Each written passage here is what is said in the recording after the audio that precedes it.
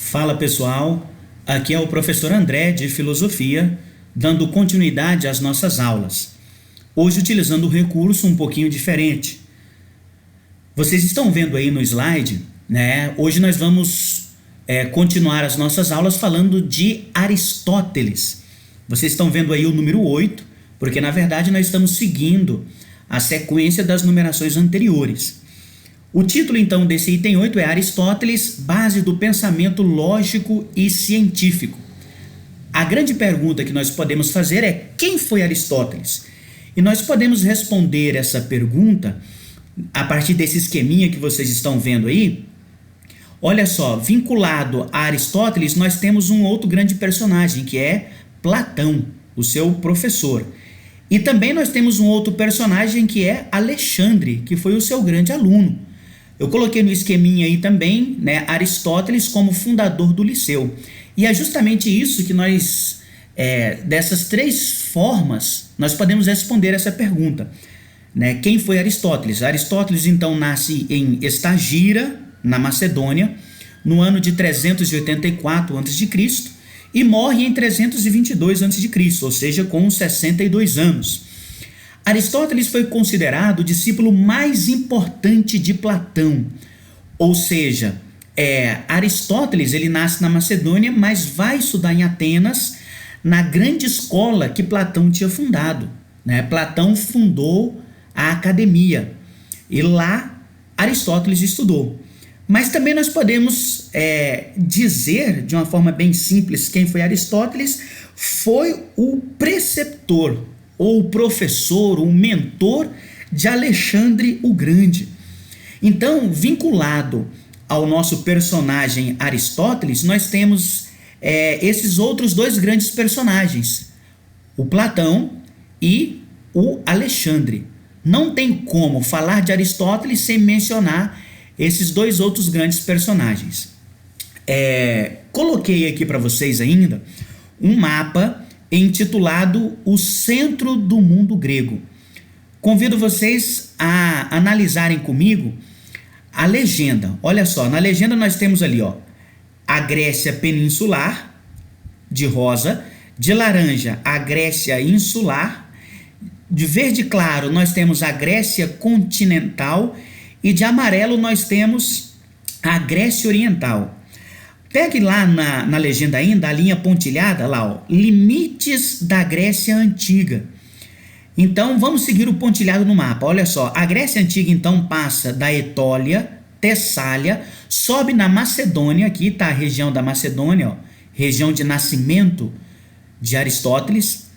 Aí ela segue, contorna a Frígia, passa pela Lídia, pela Jônia e pela Cária. Então, toda essa região pontilhada é a Grécia Antiga. Por que eu trouxe esse mapinha para vocês, pessoal? Para mostrar justamente a região da Macedônia, e aqui na região da Macedônia é onde está a cidade de Estagira, na qual nasce Aristóteles. Uma curiosidade somente é o seguinte: os gregos naturais, né, os nativos, os gregos nativos, eles são chamados de helenos. E justamente nós temos ali nessa parte verde, olha só, a região da Grécia, a Grécia continental. A Macedônia, galera, ela fica um pouco fora dessa região. Porém, os macedônios se auto-intitulavam gregos, né? Se eles não são gregos de sangue, de nascimento, eles são gregos culturalmente. Então havia essa disputa entre os helenos, os gregos legítimos, e os macedônios, que se auto-intitulavam gregos também, ok? Então aqui nós temos esse primeiro item, né, para a gente dar esse início na filosofia de Aristóteles. Avançando um pouco mais, nós temos ali o nosso item 9, da sensação ao conceito. E aqui nós temos a chave para entendermos a filosofia de Aristóteles. O ponto de partida para a gente entender Aristóteles é fazer uma contraposição com quem? Com o seu mestre, com Platão. Essa contraposição, pessoal, ela é pautada por quê? Por uma discordância. Então, para que fique bem claro, Aristóteles, ele discorda frontalmente da posição platônica. Vamos analisar um pouco melhor isso daí. Olha só, segundo o Estagirita, essa palavrinha aqui, pessoal, estagirita, significa aquele que nasce em estagira. E muitas vezes ela pode aparecer em questões justamente se referindo a Aristóteles. Então, quando aparecer estagirita, você já liga ao filósofo Aristóteles, tá? Então, segundo o Estagirita, a alma e o corpo constituem uma coisa só. Aqui já está uma grande diferença da filosofia de Platão. Segundo Platão, existe, né, como nós vimos lá, um dualismo no ser humano. O corpo como mortal e a alma como imortal, né? Então, essa dualidade na filosofia platônica. Ainda nós temos que uma outra diferença é o conhecimento. O conhecimento, para Platão, era de uma forma, lembra lá da reminiscência, né? Da teoria da anamnese, no qual o conhecimento era recordar. Para Aristóteles, não. O conhecimento para Aristóteles é percebido pelos sentidos e só num segundo momento ele é elaborado pela razão. Então, Aristóteles, ele é alguém que valoriza muito o objeto sensível. Ele vai, então, quebrar aquele dualismo platônico entre mundo inteligível e mundo sensível e vai valorizar, muito concretamente, os objetos reais, os objetos concretos, perceptíveis pelo sentido. Olha só, preparei esse esqueminha para vocês aqui, para vocês, de alguma forma, sintetizarem, né, essa grande diferença entre Platão e Aristóteles. Então, eu coloquei aqui, ó, Platão rejeita a teoria das ideias de Platão e ele reconhece a realidade das coisas. Isso nós chamamos em lógica de quê? Método indutivo. O que é o método indutivo, grosso modo falando? O método indutivo é o método que parte dos objetos concretos e particulares para, a partir deles, formular conceitos gerais, abstratos e universais. Olha só esse esqueminha que eu coloquei aí, ó. Coloquei 2 quadrinhos. O primeiro quadrinho com 2 palavras importantes, existência e particular, e o segundo quadrinho com outras 2 palavras importantes, chamadas essência e universal. Então, o método indutivo, que é o método aristotélico, ele vai partir da existência para a essência e do particular para o universal. Nesse sentido, nós podemos falar que Aristóteles é o grande primeiro cientista.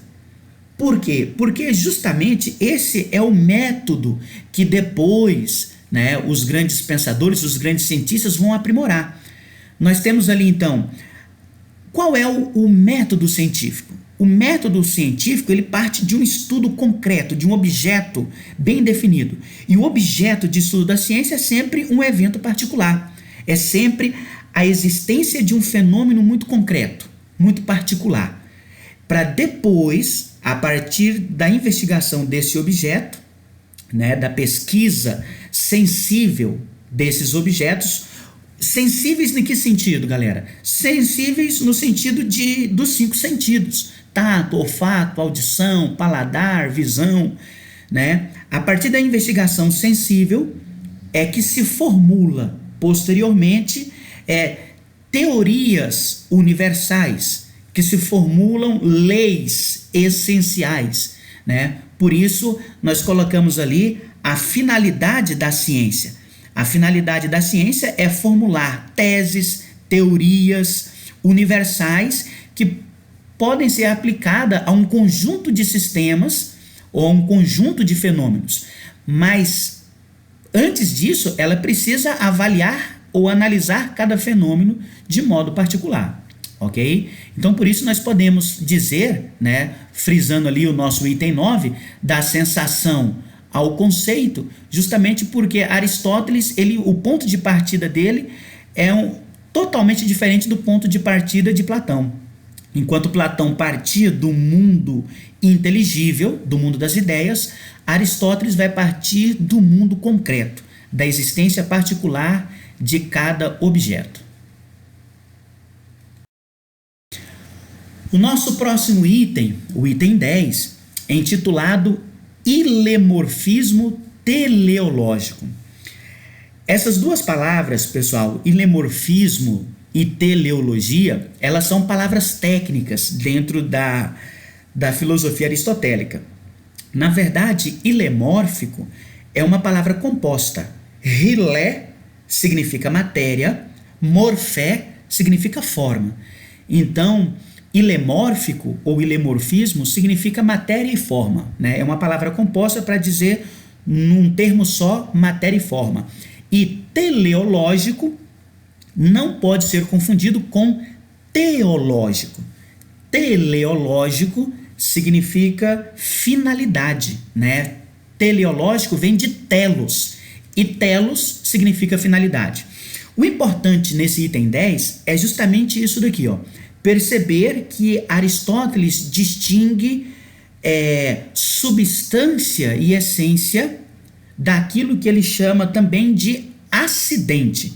Então, esses termos são importantes, tá? Aristóteles, para sua filosofia,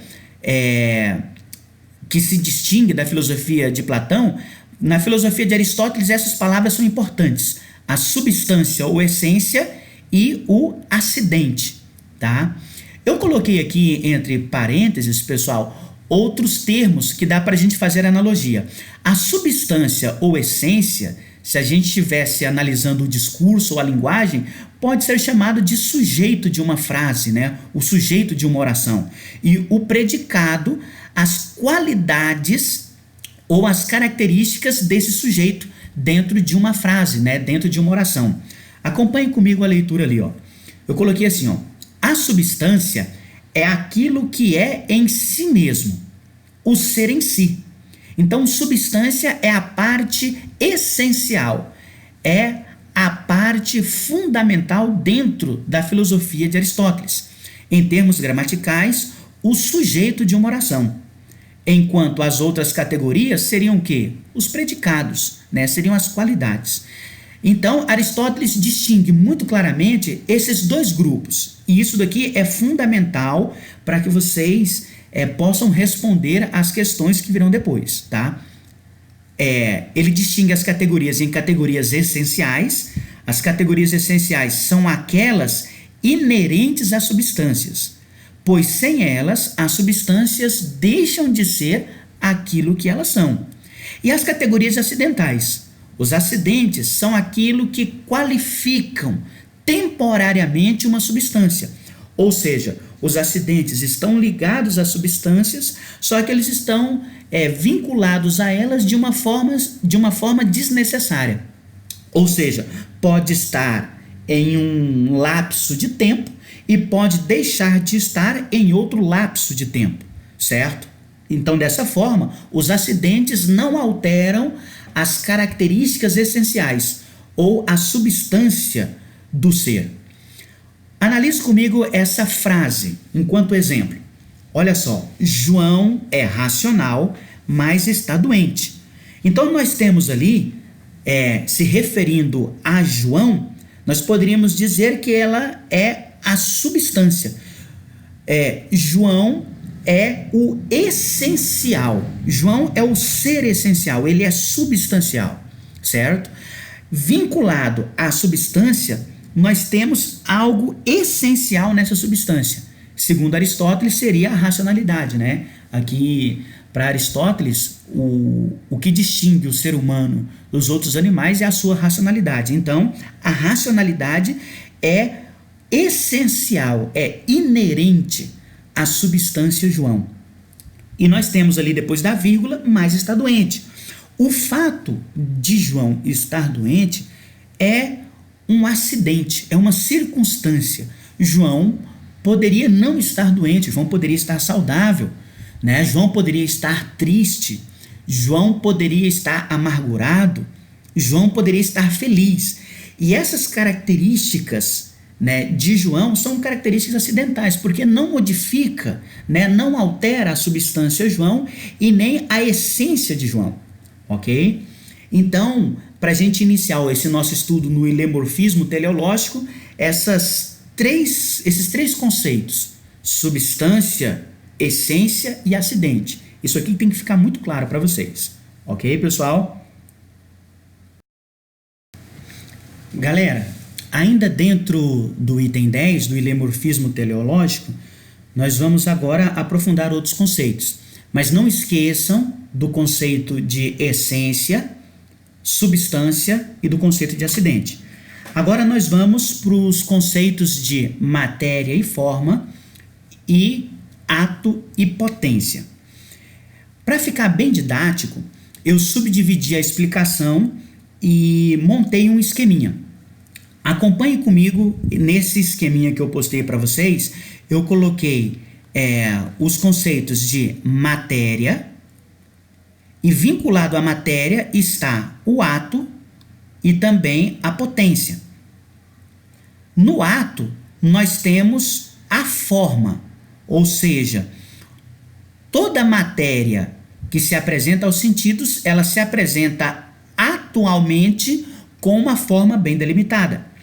Porém, essa mesma matéria, ela pode ter a característica também da potência. A forma também está vinculada à potência, só que, obviamente, não pode ser a mesma forma do ato. Ou seja, a forma de uma matéria que potencialmente se transforma, que potencialmente se transmuta, tem que ser uma forma diferente, certo?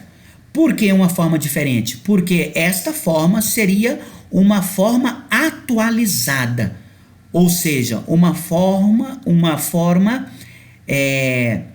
de um novo elemento ou de um novo objeto, portanto, de um novo ato. Segue comigo as explicações passo a passo no quadrinho ao lado. Segundo Aristóteles, então, todas as coisas elas são compostas de alguma matéria. Todas as coisas neste mundo são materiais. Segundo passo, toda matéria apresenta um estado atual. Esse estado atual é aquilo que nós chamamos de ato. Terceiro elemento, todo ato é perceptível aos nossos sentidos através de uma forma. Ou seja, qualquer objeto, qualquer elemento material, ele se apresenta aos sentidos em uma forma bem delimitada, e essa forma delimitada é a forma atual daquela matéria. Vamos pegar aqui o famoso exemplo do carbono. Nós temos no elemento carbono, nós podemos ter tanto o grafite como o diamante. O que modifica? O que modifica é a forma como o carbono está arranjado, como o carbono está disposto. Então, dependendo da forma, nós temos um elemento, um objeto, uma matéria, e dependendo da forma, nós teríamos uma outra matéria. Nós teríamos, então, o grafite e o diamante. Aí vocês perguntam, professor, mas onde é que está a potência?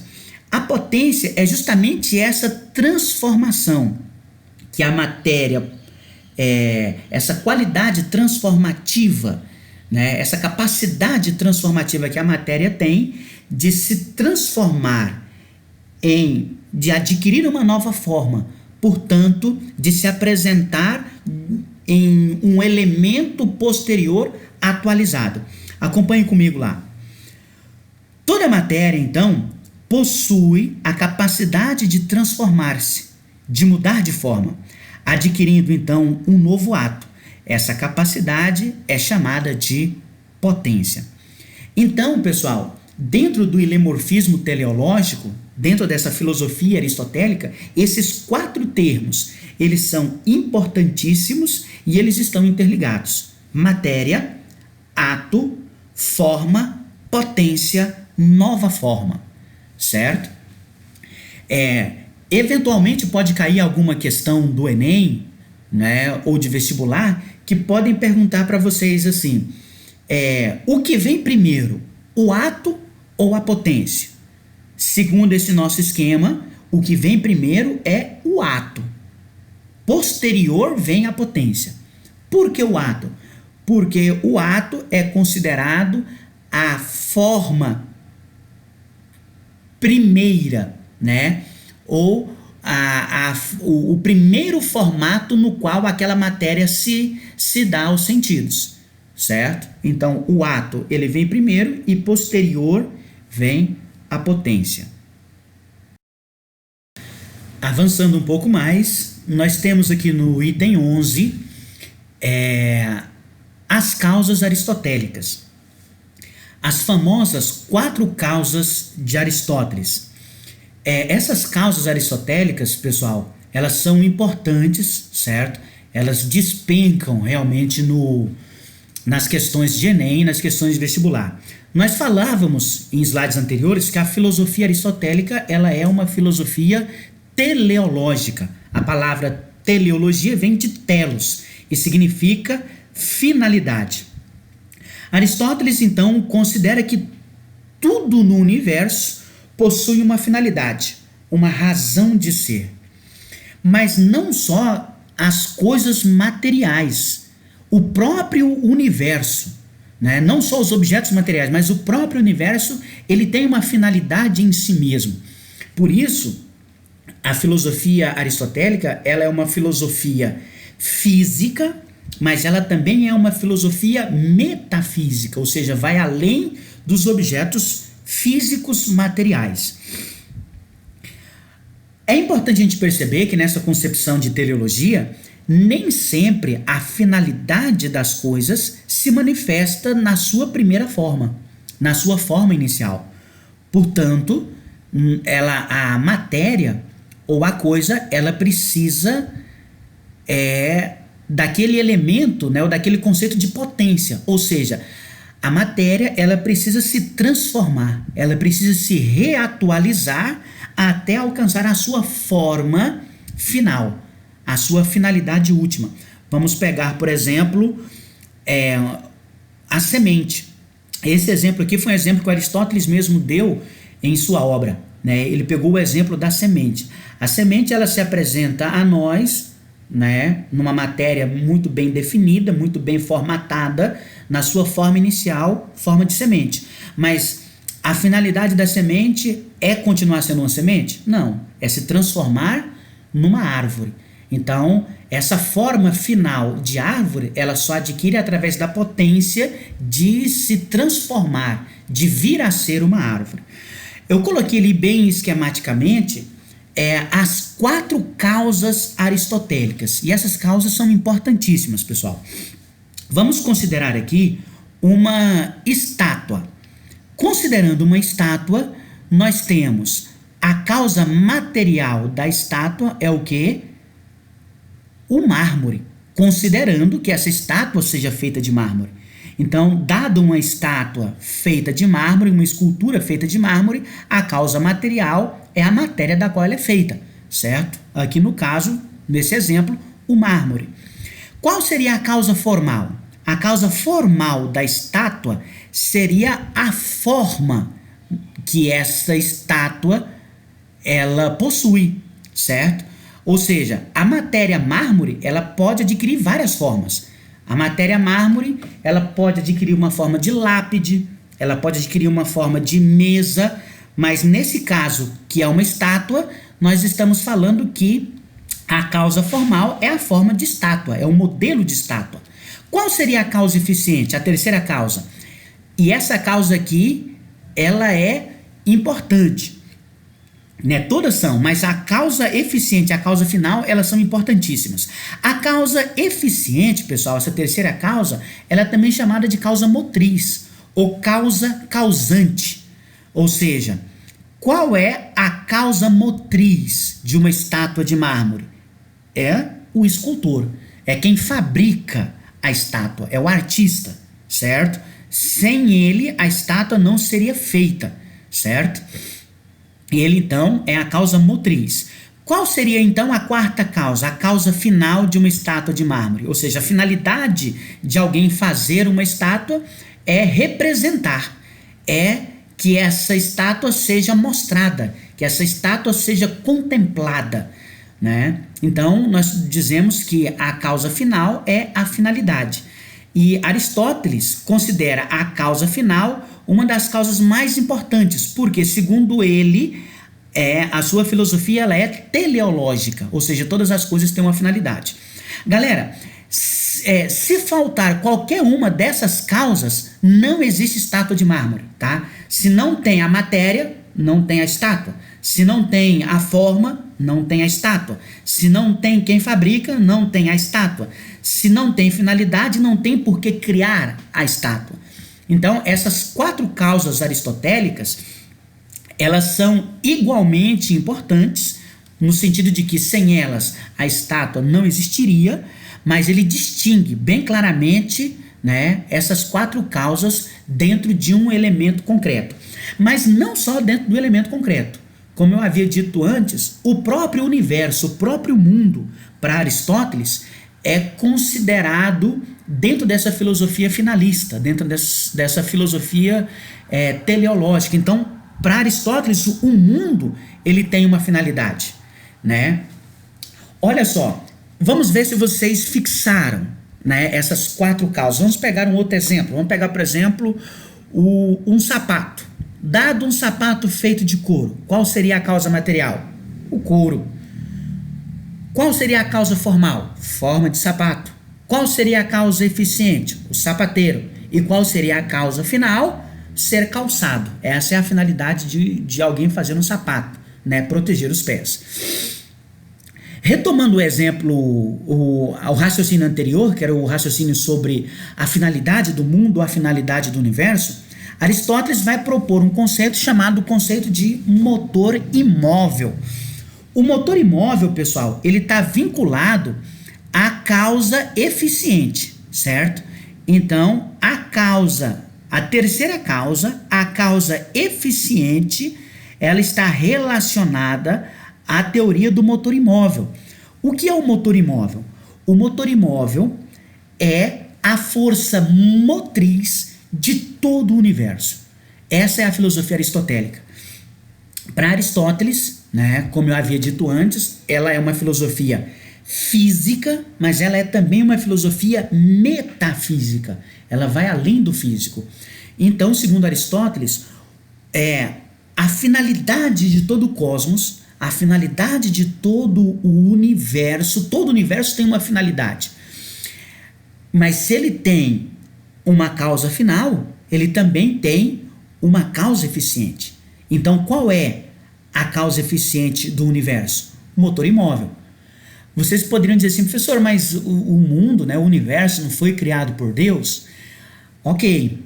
Essa teoria do motor imóvel, ela vai ser mais tarde, lá na Idade Média, rebatizada por Tomás de Aquino para falar de Deus. Aristóteles vai pegar a causa eficiente, o motor imóvel aristotélico e vai transformar no Deus cristão. Mas, por enquanto, falando de filosofia clássica, falando de Aristóteles especificamente, você não vai dizer que o motor imóvel é Deus, no sentido do Deus cristão, o Deus da Bíblia, certo? Você vai simplesmente dizer que é um motor imóvel, ou seja, quais são as características do motor imóvel segundo Aristóteles? Segundo Aristóteles, o motor imóvel, ele é o quê? Ele é ato puro. Em que sentido? Ou seja, o motor imóvel não tem potência. Ele não pode ter um depois. Ele não pode agir, nem querer, nem se modificar. Ele é ato puro. Outra característica, ele é eterno. Se ele é eterno, não foi criado. Então, a ideia de motor imóvel é um motor que move todas as coisas e não é movido por mais nada. Então, essa compreensão da teoria do motor imóvel, ela está vinculada à causa eficiente de todas as coisas, à causa eficiente do mundo, à causa eficiente do universo. Galera, essa aqui então são as teorias. Essa aqui então é a teoria das 4 causas aristotélicas: causa material, causa formal, causa eficiente, causa final. A gente finaliza o nosso vídeo por aqui, né, para não ficar tão longo, ok? Um abraço, até a próxima.